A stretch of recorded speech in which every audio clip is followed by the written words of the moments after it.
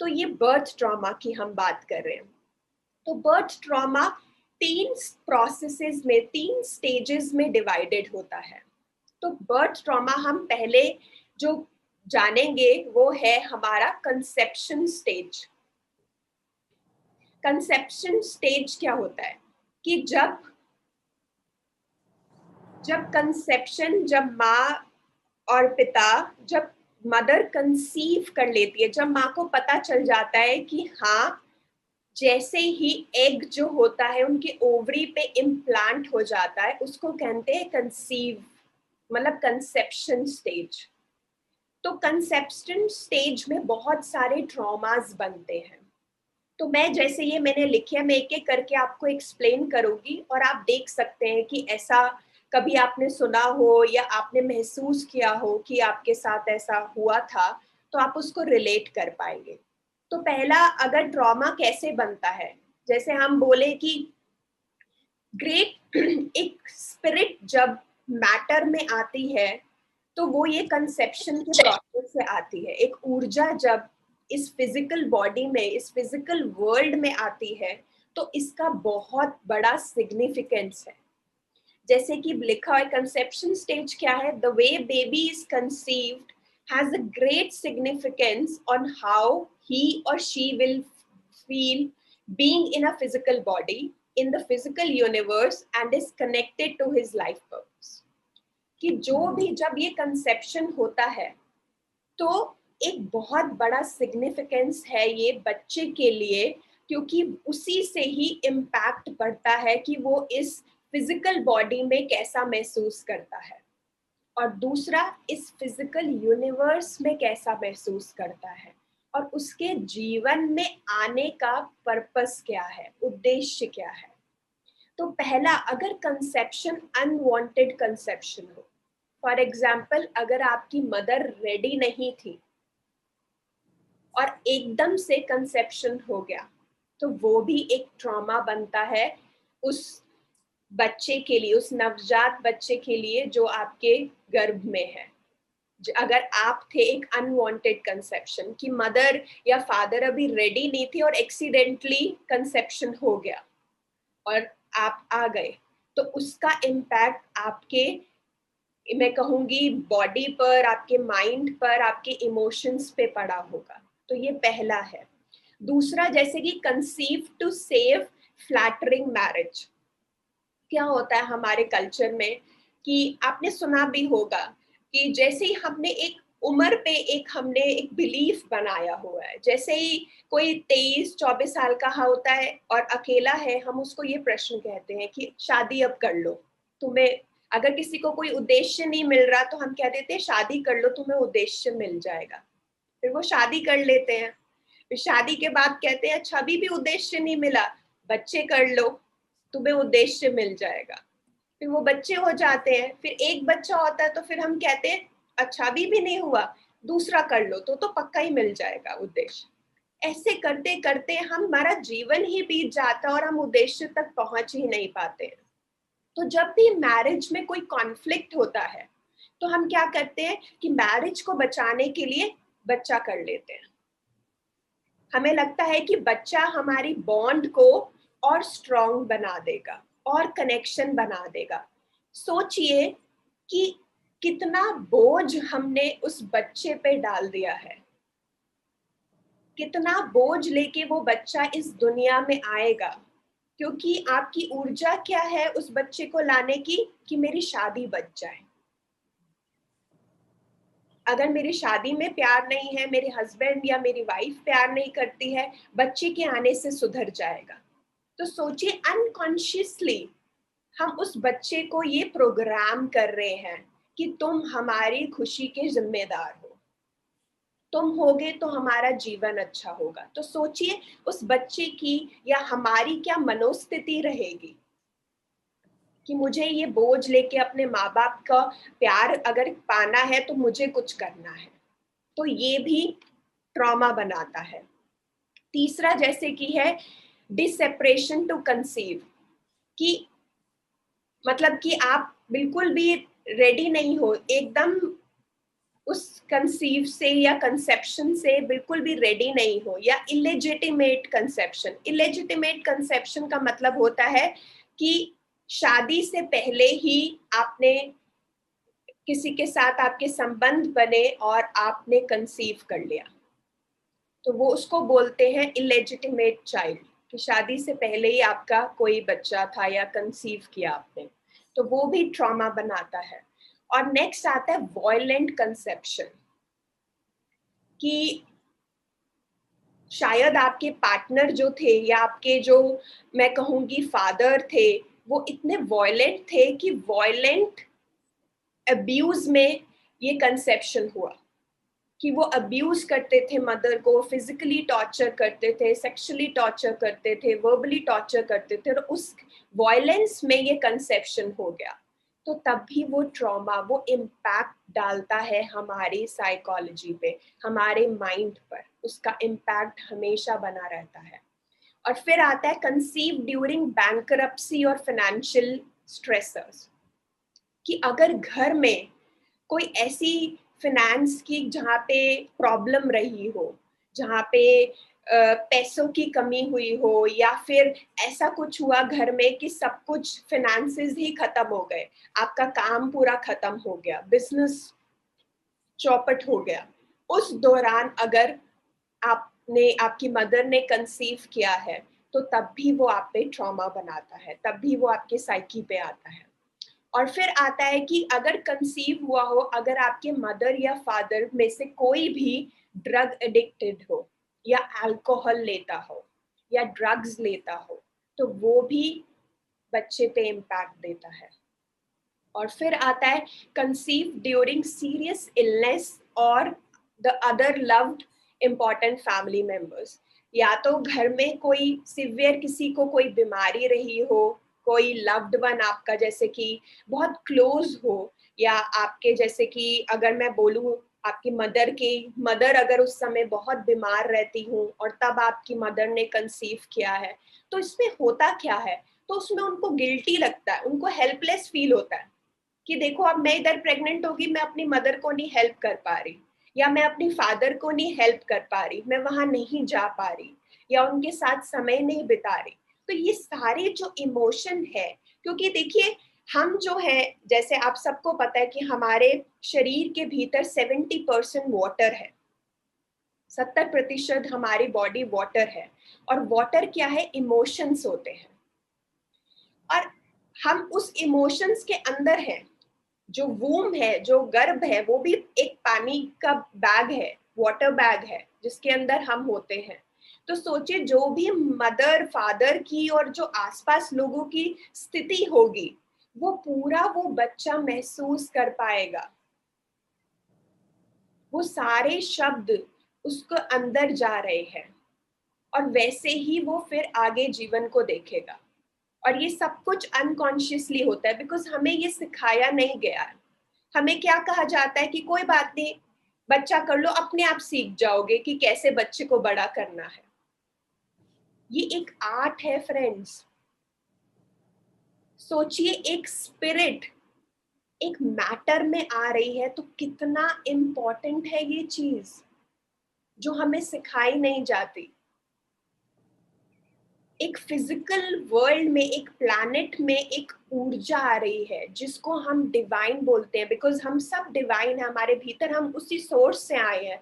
सोचिए एक सोर्स, एक दिव्य आत्मा इस धरती पर आ रही है, बट हम उसके स्वागत के लिए हमने कोई तैयारी नहीं करी हुई, हम सिर्फ उसको ऐसे ही लेकर आ रहे हैं, उसके बारे में जाना नहीं कि मैं कैसे इसको और स्ट्रॉन्ग बना सकता हूँ।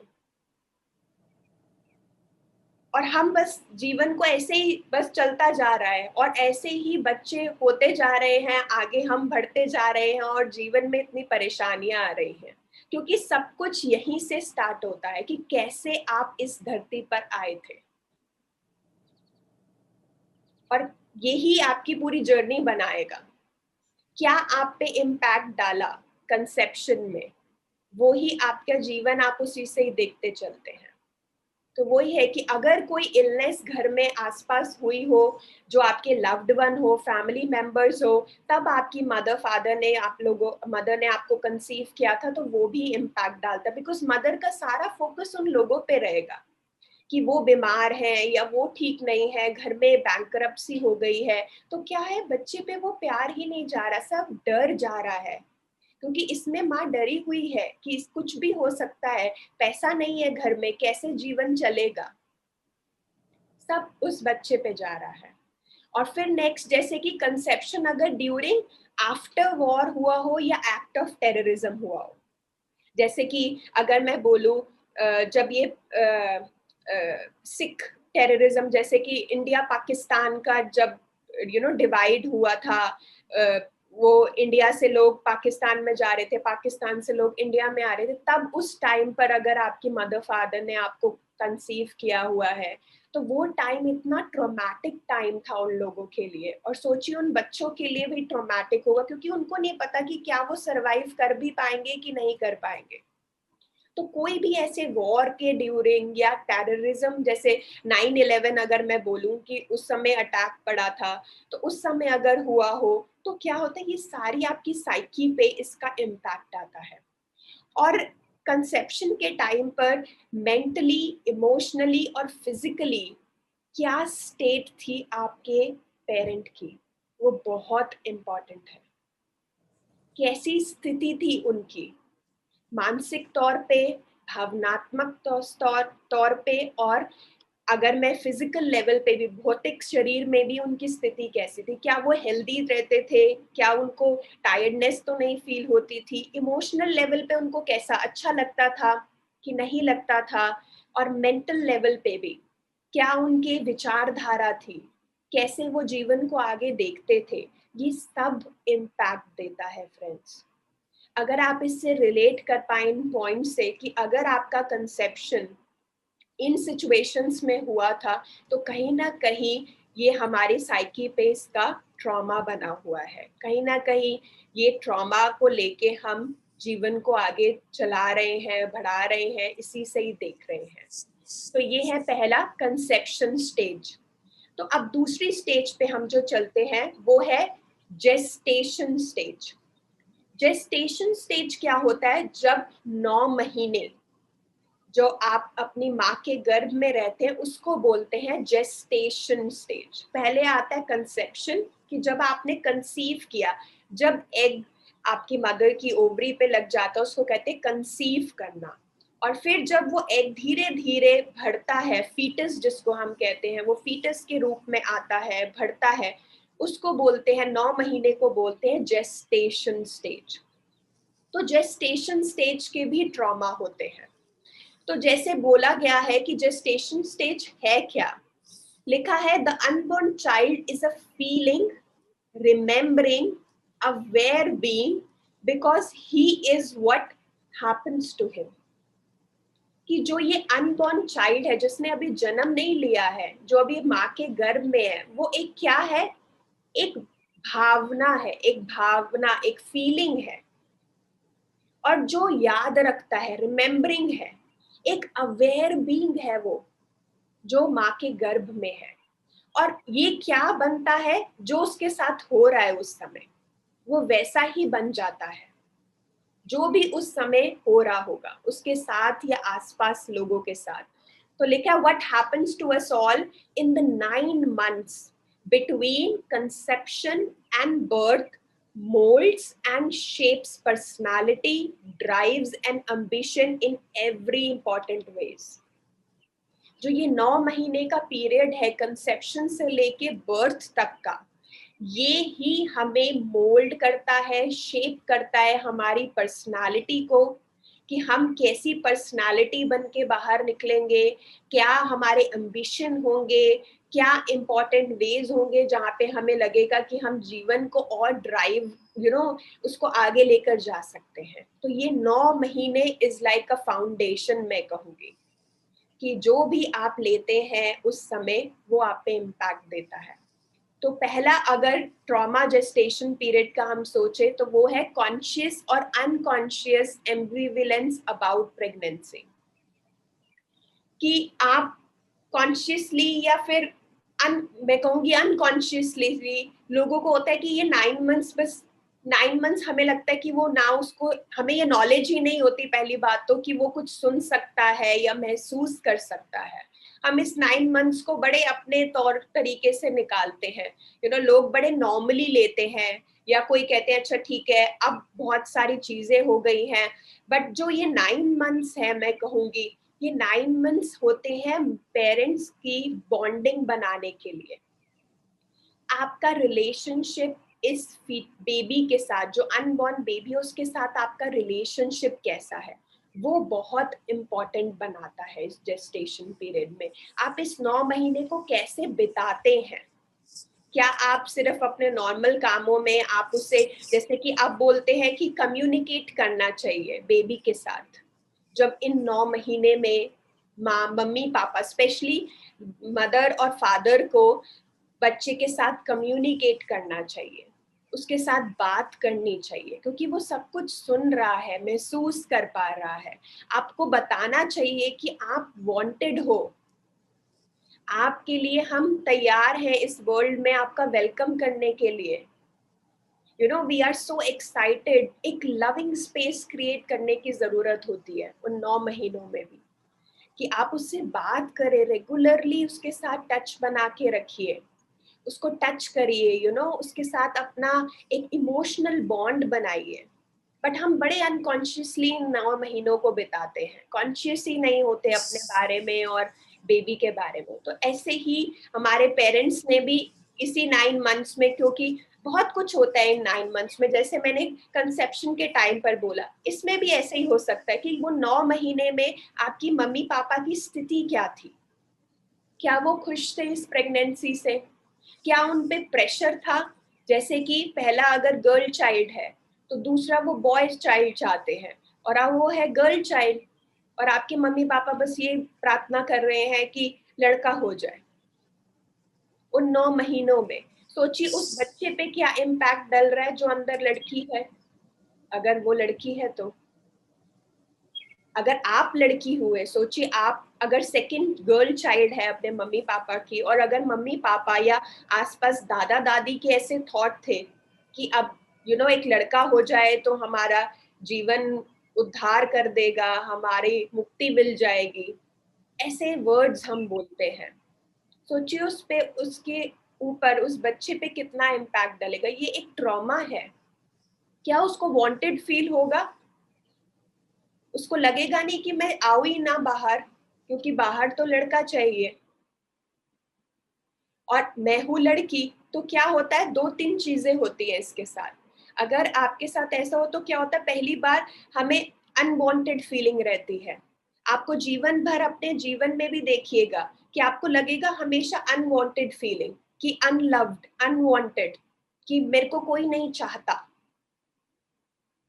और दूसरा, या तो जो आप जेंडर हैं आप उसके साथ कंफर्टेबल ही नहीं है, आप फीमेल हैं और आप फीमेल नहीं बनना चाहती, आप हमेशा बॉय के जैसे एक्ट करती हैं, आप बॉय के जैसे आगे जीवन को लेके जाना चाहती है, बॉय के जैसे चीजें करेंगी। क्यों ऐसे हम करते हैं? क्योंकि हम प्यार चाहते हैं, क्योंकि कहीं ना कहीं अनकॉन्शियसली मम्मी पापा को बॉय चाहिए था, तो मैं बॉय के जैसे प्रिटेंड करती हूँ ताकि मुझे एक्सेप्टेंस मिले, ताकि मुझे प्यार मिले। इसके पीछे की इंटेंशन यही होती है बच्चे की, और वो अनकॉन्शियसली है। आपने कभी, शायद आपके मम्मी पापा ने आपसे शायद ये अभी तक शेयर भी ना करा हो कि हम लड़का चाहते थे, या कोई ऐसी बात भी थी, और बड़ी नॉर्मली शायद उन्होंने कहा हो कि अब सेकंड लड़का हो जाए तो ठीक होगा। पर देखिए आप पे क्या इम्पैक्ट डला उस बात का, वो है ट्रॉमा। तो आप में ये 9 महीने कैसे रहे आपके मम्मी पापा के साथ? क्या वर्ड्स बोले जाते थे? आसपास की सिचुएशन कैसी थी? इमोशनली, मेंटली, फाइनेंशियली कैसा था? स्टेबल थे वो लोग? खुश थे इस प्रेगनेंसी से या स्ट्रेस आउट थे? मदर पे बहुत प्रेशर था कि अब सेकंड प्रेगनेंसी है तो मुझे बॉय चाहिए, या सेकंड प्रेगनेंसी है तो मुझे गर्ल ही चाहिए। तो ये सारा प्रेशर जो है वो उस बच्चे पे भी जाता है, हम पर भी जाता है। और इस 9 महीने में अगर जैसे लिखा हुआ है कि जो जो फीटल है exposure to toxins ingested willingly or unwillingly by the mother, कि उसको टॉक्सिक्स दिए जाते हैं या मदर को willingly या unwillingly, कि जैसे अभी के कल्चर में बहुत सारे लोग कि अगर बॉय होता है तो कोई जड़ी बूटियां खिलाते हैं, दवाई खिलाते हैं कि नहीं ये खा लो तो लड़का हो जाएगा, जबरदस्ती, अनविलिंगली, मदर की इच्छा भी नहीं होती वो करने की, और ऐसी चीजें फोर्सफुली कराया जाता है। तो सोचिए उस पे क्या इम्पैक्ट डल रहा है। वो फियर वाली एनर्जी, डर वाली एनर्जी सब उस बच्चे में जा रही है। जो अनबॉर्न बच्चा है वो फील कर पा रहा है उस डर को, तो ये सब जाता है। और अगर मदर या उस समय ड्रग्स लेती थी, 9 मंथ्स अल्कोहल लेती थी या स्मोक करती थी, तो वो भी बच्चे पे असर देता है उस पे, क्योंकि ये सारे टॉक्सिक्स हैं जो उस पे जा रहे हैं। और तीसरा, जैसे long standing stress during pregnancy, ये भी एक ट्रॉमा बनाता है। जैसे मैंने ऑलरेडी शेयर किया कि क्या मदर स्ट्रेस में थी कि मुझे ये प्रेगनेंसी को लेके कि मुझे अब ये प्रूव करना है, या पहली प्रेगनेंसी मिसकैरेज था या अबॉर्शन था, तो बट इसको वो चाहती थी कि नहीं बिल्कुल स्ट्रेस, सब कुछ ठीक हो। चाहे वो सब कुछ ठीक चाहती थी, बट पीछे जो ऊर्जा होती है दोस्तों, वो होती है डर की, और वो डर ही हम उस बच्चे में ट्रांसफर कर रहे हैं अनकॉन्शियसली। क्योंकि हमें लगा था कि पहले वाले बच्चे नहीं सरवाइव कर पाए, तो कभी कहीं इसी के साथ ये ना हो जाए, फिर तो नहीं हो जाएगा, वो सब डर रहता है, वो प्रेशर रहता है, तो ये भी ट्रॉमा देता है हमारे जेस्टेशन पीरियड में। और मैं कहूँगी जैसे कंसेप्शन की हमने बात करी, और कंसेप्शन ना 2-3 और हमारे ट्रॉमास होते हैं जो हम सबके साथ होते हैं। पहला जो है वो है कि हमें लगता है कि हम सोर्स से सेपरेट हो रहे हैं। ये बहुत बड़ा ट्रॉमा है हम सबके लिए। हमें लगता है कि हम एक हेवन से एक हेल में भेजे जा रहे हैं, इनकारनेट हो रहे हैं इस फिजिकल प्लैनेट पे, और हम सोर्स से सेपरेट हो रहे हैं, और हम नहीं चाहते होते यहाँ पर आना, क्योंकि हमें लगता है कि हम सेपरेट हैं। और यहाँ आके भी लगता है हमें कि सोर्स और हम दोनों के बीच में बहुत सेपरेशन है, हम यहाँ क्यों आ गए हैं। ये भी एक ट्रॉमा बनता है, और इसकी वजह से हमारे भीतर अनकॉन्शियस डेथ अर्ज भी रहती है। हमें लगता है कि हम फटाफट जीवन को खत्म करें और वापस से सोर्स के पास चले जाएं। तो ये एक कंसेप्शन ट्रॉमा है, क्योंकि जब आप सोर्स से अलग होकर आते हो तो आपको लगता है सेपरेट फीलिंग होती है, कि आपको एक चीज से सेपरेट कर लिया गया है, उससे आप हट गए हो, उससे आप जुड़े नहीं हो, तो वो कंसेप्शन ट्रॉमा में आती है। और जेस्टेशन होता है कि 9 महीने आप कैसे अपनी मम्मी मदर के गर्भ में थे, आसपास की सिचुएशन कैसी थी, ये सारा आप पे ट्रॉमा आता है, इसका इम्पैक्ट देता है। और आगे हम बात करें बर्थिंग स्टेज की, जो तीसरी स्टेज है। बर्थिंग स्टेज क्या है? The way we experience the birth and the way we are handled during the birth speaks volume about the psyche that flourishes us in. कि जब हमारा जन्म होता है, कैसे हमारा जन्म हुआ, कैसे लोगों ने हमें हैंडल किया उस समय, वो बहुत कुछ हमारे जीवन के बारे में बताता है। कि उससे ही हमारी साइकी, जिसको बोलेंगे डेवलपमेंट, वो फ्लरिश तभी होती है कि अगर उसे अच्छे ढंग से बर्थिंग प्रोसेस हुई हो तो, जो कि नहीं होती है। हम बर्थिंग प्रोसेस के भी बहुत सारे ट्रॉमास हैं जो हम निकलते हैं बर्थिंग प्रोसेस में। जैसे कि पहला ट्रॉमा, एबनॉर्मल बर्थ एक्सपीरियंसेस। अगर नॉर्मल प्रेगनेंसी नहीं हुई है, अगर आपके मदर की फॉर एग्जांपल डिलेड लेबर हुआ है, तो अगर आपका डिलेड लेबर हुआ है तो कहीं ना कहीं इसका इम्पैक्ट आपकी साइकी पे पड़ता है। डिलेड लेबर को क्या लगता है, ऐसे बच्चों को जिनका डिलेड लेबर हो, उनको लगता है कि जीवन एक स्ट्रगल है, हमें बहुत कोशिश करनी पड़ती है जीवन को में कुछ पाने की। तो हमेशा उनकी ये इम्पैक्ट रहता है कि हमें बहुत हार्ड वर्क करना पड़ता है, बहुत स्ट्रगल करनी पड़ती है, चीज़ों को लेने के लिए, सक्सेस को पाने के लिए हमें बहुत ढोना पड़ता है गधे के जैसे, बस जीवन को हम ढो रहे हैं, चला रहे हैं, बहुत मुश्किल है जीवन को चलाना। तो ये क्या है, डिलेड लेबर, मतलब कि अगर लेट हुआ लेबर, पेन आपके बहुत घंटे तक चलते रहे, या प्रेगनेंसी 9 मंथ से 9.5 मंथ्स तक चलती रही, या 10 मंथ्स तक भी लोगों की चली जाती है, तो क्या लगता है, डिलेड लेबर है ये। तो इसमें ये जो अंदर बच्चा है वो ऐसे इम्पैक्ट बनाता है। सेकंड है फास्ट बर्थ, कि फटाफट से बर्थ हो गया। तो ऐसे बच्चों पे कैसा इम्पैक्ट रहता है, उनको लगता है कि time and tide wait for nobody. उनको लगता है फटाफट चीजें करनी है, फटाफट चीजों को अचीव करना है। अगर नहीं होती फटाफट चीजें तो उनको इरिटेशन होती है, उनको गुस्सा आता है कि मैं ये क्यों नहीं कर पा रहा, इतना आसान, इतना नॉर्मल काम है और मैं इतने घंटे क्यों लगा रहा हूँ, इस घंटे काम को 1 घंटे में करना है बट मैं 2 घंटे लगा रहा हूँ। तो क्या है, कहीं ना कहीं फास्ट बर्थ हुआ है। तो ये इम्पैक्ट रहता है कि फटाफट जल्दी जल्दी काम करना है, सबको जल्दी जल्दी अचीव करना है जीवन में, और ऐसा भी लगता है कि जीवन को भी जल्दी जल्दी जी के खत्म करो। तो ऐसा भी रहता है। फिर आता है ब्रीच। ब्रीच का मतलब क्या होता है, कि जब एक बच्चा बर्थ करता लेता है तो पहले क्या आता है, उसका सर आता है बाहर और फिर लेग्स आती है। बट ब्रीच का मतलब क्या होता है, कि पहले लेग्स आनी और सर बाद में आना। तो ब्रीच वाले लोगों पे इम्पैक्ट क्या रहता है, कि वो हमेशा गलत रास्ते पर है। उनको लगता है कि जीवन में जो भी दिशा पकड़ता हूँ, मैं हमेशा गलत दिशा पे ही पहुंच जाता हूँ। मेरे डिसीजन हमेशा गलत ही रहते हैं, क्योंकि अपसाइड डाउन हो गए वो, क्योंकि पहले सर आना था बट आया बाद में। तो क्या लगता है उनको कि उल्टा चल रहा है सब कुछ जीवन में, जीवन उल्टा है। तो ये उनका इम्पैक्ट रहता है। और फिर आते हैं सिजेरियन, जो कि अब नॉर्मल हो चुका है। मैं कहूंगी कि अब लोगों के लिए नॉर्मल, जो ये अब नॉर्मल हो गया सिजेरियन, क्योंकि अब फीमेल्स को वो फियर कह लीजिए, या स्ट्रेस कह लीजिए आसपास, और डॉक्टर्स जो हमारे प्रोफेशनल हैं, नो डाउट मैं उन प्रोफेशनल्स पे पॉइंट नहीं कर रही, बट उनको भी ये ये नॉलेज, ये विजडम को जानना बहुत जरूरी है, बिकॉज एक लव स्पेस क्रिएट करना उस बर्थिंग प्रोसेस में बहुत जरूरी है। बट हम किस, आप सोचिए, अगर मैं आपसे ये प्रश्न करूं कि आपको जीवन में आना है, जीवन जन्म लिया आपने, आपका जन्म कैसा होना चाहिए?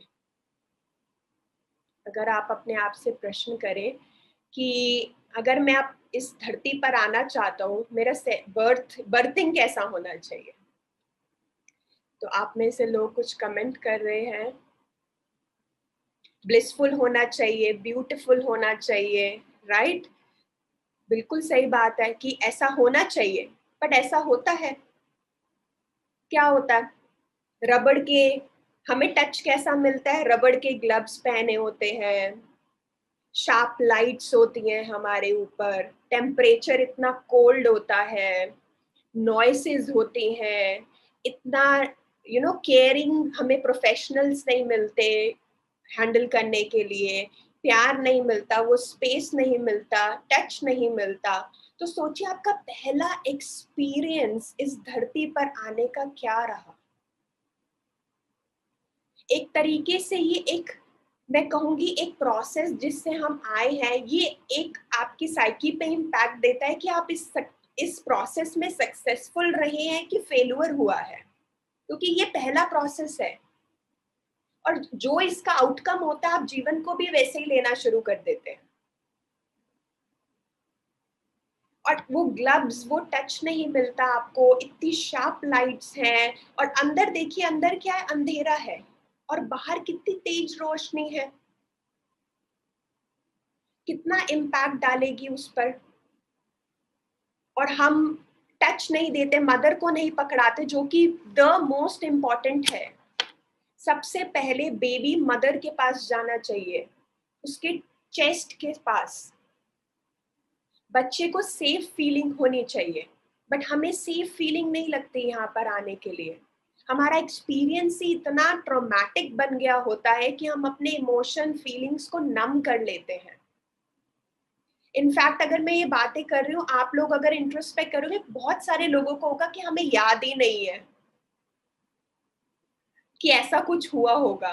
क्यों? क्योंकि हमने अपने आप को नम कर लिया, क्योंकि इतना ट्रॉमा था, हमने उस ट्रॉमा को एक बड़े से सूटकेस में बंद करके रखा हुआ है। हम पता ही नहीं हमें हमने कि नम हो गए हम, कि हमें नहीं मालूम क्या हो रहा है।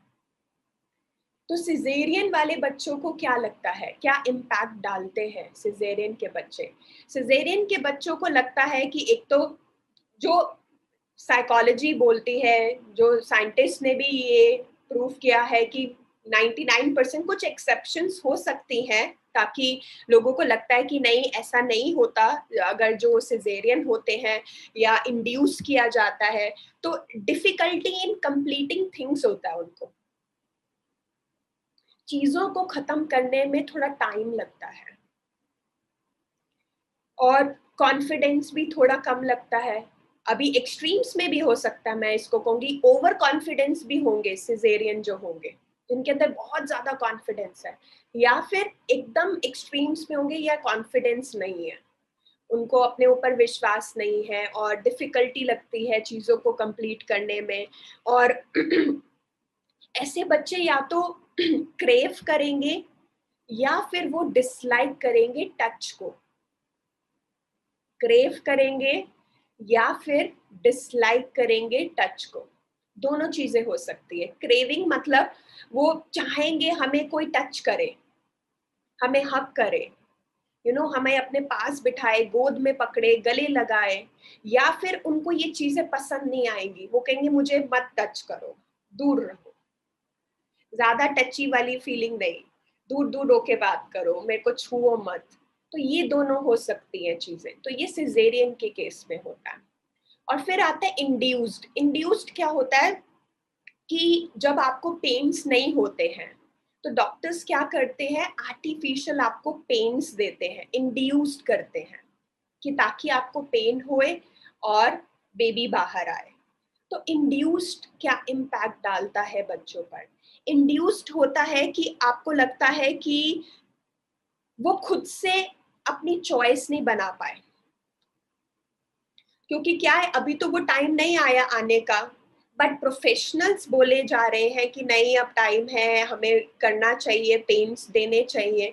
तो उनको लगता है कि कभी भी मेरी जो चॉइस है वो नहीं मानी गई है, और लगता है कि हमेशा वो कंट्रोल में लगते हैं, नीड टू बी कंट्रोल, क्योंकि वो उनके कंट्रोल में नहीं था, किसी ने उनको इंड्यूस करके वो बाहर लेकर आ रहे हैं।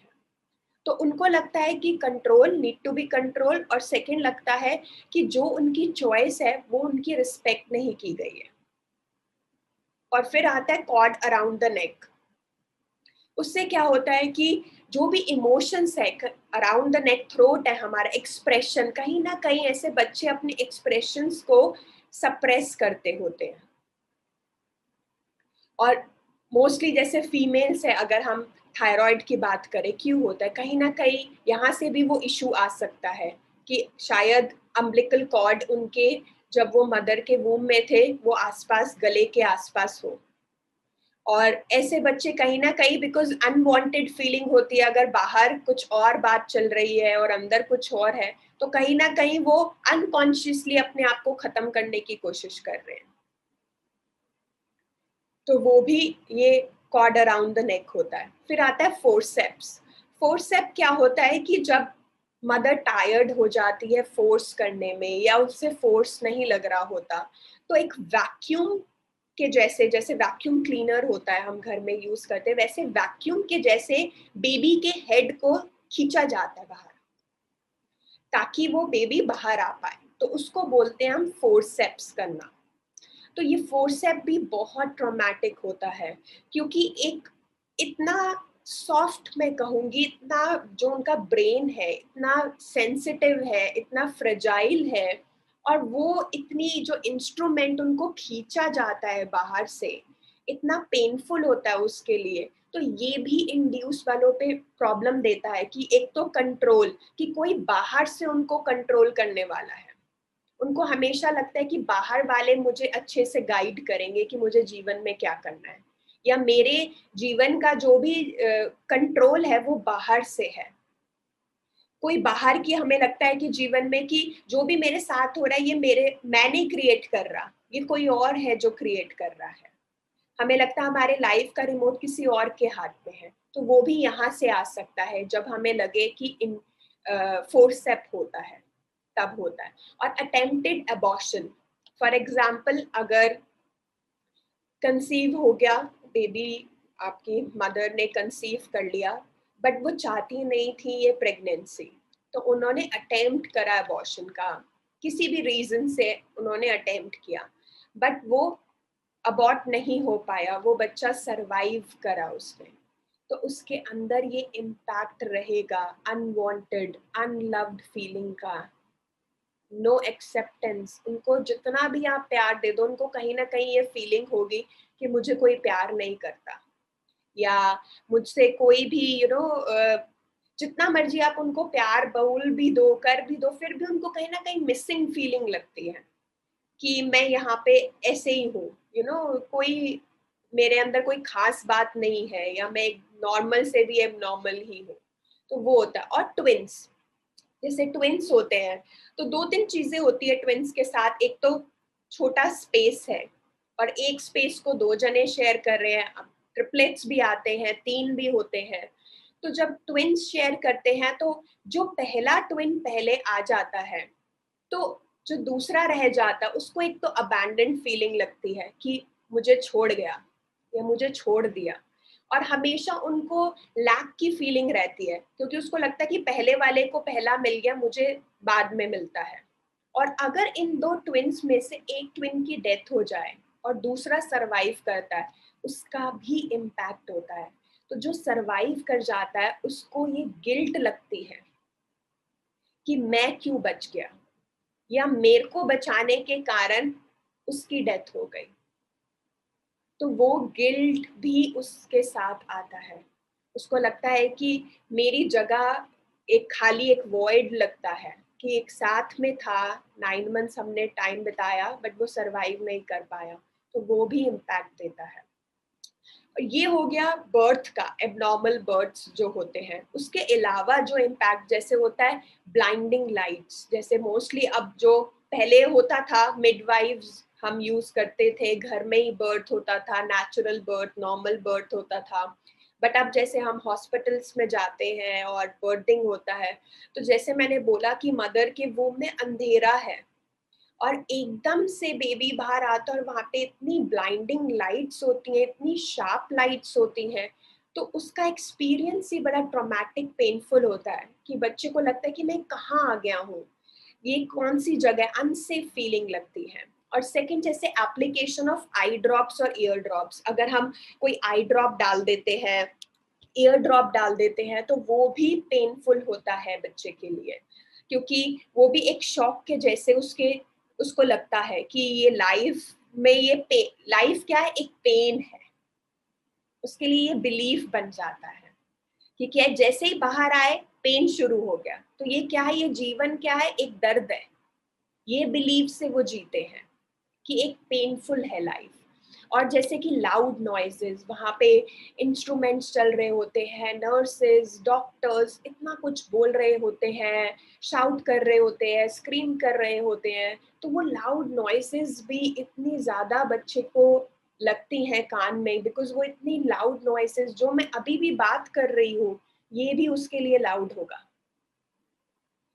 तो हमें बहुत सेंसिटिवली उसको हैंडल करना चाहिए इस सिचुएशन में। और जैसे कि कीपिंग द नेओनेट अपसाइड डाउन, ये तो सबसे वर्स्ट ट्रॉमा हम सब निकले होंगे, कि जैसे ही बेबी आता है हम क्या करते हैं, उसको उल्टा कर देते हैं, पैर ऊपर और सिर नीचे कर देते हैं।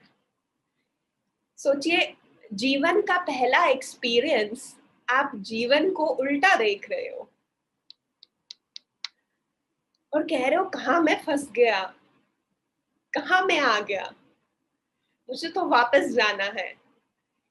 और ये इस अर्थ प्लैनेट पे मैं आया ही क्यों? ये दर्द खाने के लिए, ये स्ट्रगल लेने के लिए, ये एक्सपीरियंस हमारा बन जाता है। और जैसे ही हम नियोनेट को अपसाइड डाउन करते हैं और क्या करते हैं, hitting the baby on the back. सोचिए पहला एक्सपीरियंस आपका टच का क्या है? थप्पड़, पेन, दर्द, रोना। क्या आप चाहोगे अभी जिसने लिखा ब्लिसफुल ब्यूटीफुल बर्थ चाहिए हमें, और हमारे साथ होता क्या है कि हमें कोई थप्पड़ मार रहा है, कोई लाइट आंखों में छोड़ रहा है, कोई कान में खींच के डाल रहा है, कुछ कोई किधर से खींच रहा है, कोई किधर से खींच रहा है। और cutting the umbilical cord suddenly, ये बहुत बड़ा ट्रॉमा है। सभी एक से एक ट्रॉमा है कि अम्बिलिकल कॉर्ड को, अम्बिलिकल कॉर्ड क्या है हमारे लिए जब हम मदर वूम में थे? एक सोर्स है जिससे हमें हर शक्ति, हर न्यूट्रिएंट्स, हर ऊर्जा मिल रही है, हर खाना मिल रहा है। और एकदम से बच्चा जब बाहर आता है और हम सडनली अम्बिलिकल कॉर्ड काट देते हैं, उसके हम सबको पता है कैसी फीलिंग रही होगी? पावरलेसनेस की, पावरलेस, हेल्पलेस। जिस सोर्स से मुझे सब कुछ मिल रहा है और एकदम से मुझे उससे छीन लिया गया, शॉक लगता है। अम्बिलिकल कॉर्ड, अगर आपने बहुत किसी का बर्थिंग प्रोसेस देखा हो, जब बेबी बाहर आता है वो बीट कर रही होती है, उसके अंदर पल्स होती है अम्बिलिकल कॉर्ड में, और वो बीट अभी कर रही होती है, और सोचो हम काट दें उसको, कितना ट्रॉमा होगा। तभी हम सबको लगता है कि कोई पावर है जो बाहर है। हमें अपने भीतर की पावर से हम नहीं जुड़ पाते, क्यों? क्योंकि अम्बिलिकल कॉर्ड के साथ हमें सडनली सेपरेट कर लिया गया, सडनली हमें उससे अलग कर दिया गया। तो वो भी एक बच्चे के लिए ट्रॉमा बन जाता है। और फिर आता है keeping the baby away from the mother, कि अब हम बोलते हैं कि अंडर ऑब्जर्वेशन रखना है बच्चे को, मम्मी से थोड़ी देर दूर रखना है, उसको चेक करना है, ये सब करना है। तो अबैंडन फीलिंग लगती है बच्चों को, उनको लगता है मम्मी से मुझे दूर रख दिया गया है।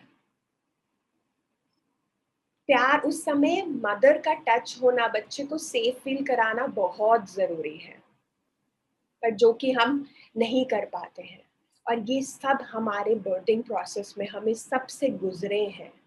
और ऐसे ही हम लाइफ को देखते हैं, हमें हमेशा स्ट्रगल फील होता है। अगर हमें स्ट्रगल फील हो रहा है, अगर हमें लगता है हमारे जीवन का कंट्रोल कहीं बाहर है, हमें लगता है कि हम अनवांटेड है, हमें कोई प्यार नहीं करता, हमें नरिशमेंट फील नहीं होता, ये सारे कहाँ से आ रहे हैं? हमारे यही प्रोसेस से आ रहे हैं। और बहुत ज़रूरी है हमारे हेल्थ प्रोफेशनल्स को ये जानना कि एक ये सीक्रेट मैजिकल प्रोसेस है, कैसे एक जान, एक एक एक मैं कहूँगी स्पिरिट से एक चीज़, एक मैटर बन रही है। सोचिए कितना मैजिकल मूवमेंट है ये बर्थिंग मूवमेंट। एक जीव इस धरती पर आ रहा है, इस प्लैनेट पर, बट हम उसकी तैयारी कुछ नहीं करते। बहुत ज़रूरी है सेक्रेड प्लेस, लाइट डिम होनी चाहिए उस समय जब बच्चे का प्रोसेस हो, कुछ अच्छी चैंटिंग होनी चाहिए, कोई मंत्र होने चाहिए। और जैसी बेबी बाहर आए, जैसे आपने पहले भी देखा होगा, जब एंशियंट टाइम्स में हमारे परदादी दादी पड़दादी के टाइम पर जब अम्बिलिकल कॉर्ड आता था, तो इसको लोटस बर्थ भी बोलते हैं। लोग क्या करते थे, अम्बिलिकल कॉर्ड बेबी के साथ रहता था 3-5 डेज, और वो अपने आप शेड हो जाती थी नेवल से, और फिर उसको जो भी डिस्पोज कर दिया जाता था। बट अब तो सडनली काट दिया जाता है, वो अपने आप शेड होती है, और बेबी को अपने आप ब्रीथ, जब वो बाहर आएगा उसके साथ वो जुड़ा रहे और फिर अपने आप वो ब्रीथ कर सकता है। कुछ चलो आप, मैं ये नहीं कह रही आप 4-5 दिन के लिए रखो, but at least for half an hour, for an hour हमें अम्बिलिकल कॉर्ड को बच्चे के साथ रखना चाहिए। इसमें कोई प्रॉब्लम नहीं है। और अगर हाँ कोई एक्सेप्शंस है कि कोई कॉम्प्लिकेशंस है, ठीक है आप उसको काटिए, बट एक लविंग एनर्जी से काटिए ना, बच्चे को कम्युनिकेट करिए। उस समय कितना सेकंड लगता है हमें उसको बोलने को लिए कि यू आर सेफ। उस समय बेबी को मदर की चेस्ट पे देना चाहिए, उसको टच फील होना चाहिए, सेफ फीलिंग उसको पता होना चाहिए, this earth is a safe place, ये सिक्योर है यहाँ पर आना जीना। बट हमें सेफ्टी नहीं फील होती। ये सारे हमारे एडल्ट तक हमारे ये इशू रहते हैं सर्वाइवल के। हमें लगता है हम जीवन में कैसे सरवाइव कर पाएंगे, हम सिर्फ रोटी कपड़ा मकान के बारे में ही सोचते रहते। क्यों? क्योंकि वहां से ही ये डर आ रहा है, क्योंकि हमें पावरलेस फील होता है। ये सब नॉलेज हमको इम्बाइब करनी है अपने लाइफ में। और आप देखेंगे कैसे अगर हम इनमें से कोई भी एक चीज भी इम्बाइब करें उसका इम्पैक्ट क्या होता है।